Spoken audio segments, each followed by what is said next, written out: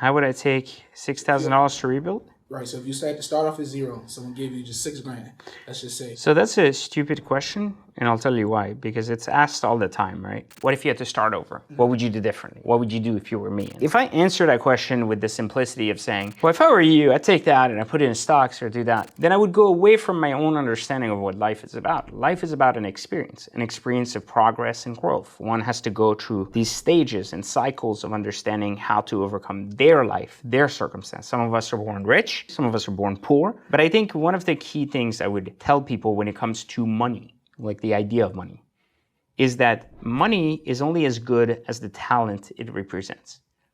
Plain and simple. The more you chase to make money and try to figure out how to make money, the less money you will make. The more you chase your internal talent in the field you choose to commit to, the higher the money you can earn in that field. The point is not to say, how do I earn money? But rather, what do I want to commit to for 10 years? So if we start to take away from this idea of we need money to be successful and instead think, what do we want to be known for? What do we want to be doing in 10 years from now? Whatever it is, are we willing to commit 10 years of our life to get really good at it? If we are, then I guarantee you by the time you're really good at it, thousands of people will line up to pay you for it. The more we chase talent, the more people chase us to throw money at us. And we can't afford to take it because our time is too valuable. The point of making money is to understand that it is the byproduct of the quality and talent that comes in between. So if you're not talented, you're just not going to earn high amounts of money in anything you do. If you're very, very talented, you're going to earn huge amounts of money doing what you do. Like, think about a plumber. So you go, how much is it to get you to fix my toilet? He goes, $200. You go, well, I called a couple of people. You're all about the same price. And when can you come? He goes, tomorrow. Okay, you're the one that can come the fastest. I'm going to hire you. Now he comes over. He instantly fixes your toilet for $150. The job is well done. Now you have an emergency, not the same toilet. Something else happens. There's a leak. You call the plumber. He goes, listen, I'm really busy. Well, I have an emergency. It's leaking now. He goes, well, for me to come now, it would cost $800. I need you now, but I trust you can fix the problem. And the reason I called you is because of how quickly you came last time.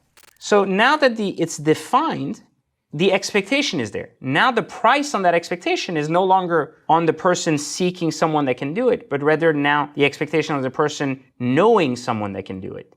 And that no longer has a price. Get it? So now that plumber can charge $800 for the same $200 service. So the more busy that person is, the more creative that person is, the more artsy this person is, the less people think anyone can do that job. Because you're that good at what you do, I can't see a replacement. So the way money is basically an exchange of value.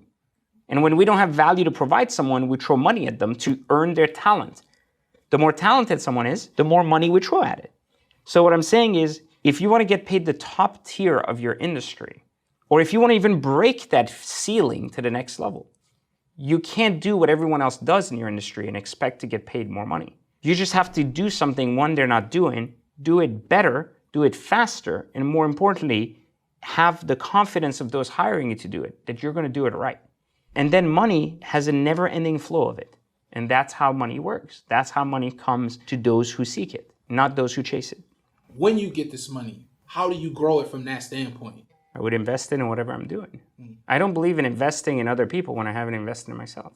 People are so quick to want to make money with Bitcoin or the stock market. But how much have they invested in their own education? How much have they invested in their own business and their own doing? Well, they're still chasing money. They don't believe in their business enough. So they take all of their money and they go, how can I make the most money? Not how can I be the most successful? And that is the reason they stay poor. Because they continuously look for the next thing and the next thing and the next thing that's going to make them some money. Instead of looking internally and saying, what could I use the money for? To put myself in a better position, not just my money. And so it's a never-ending cycle of chasing more money and more money, really going nowhere else.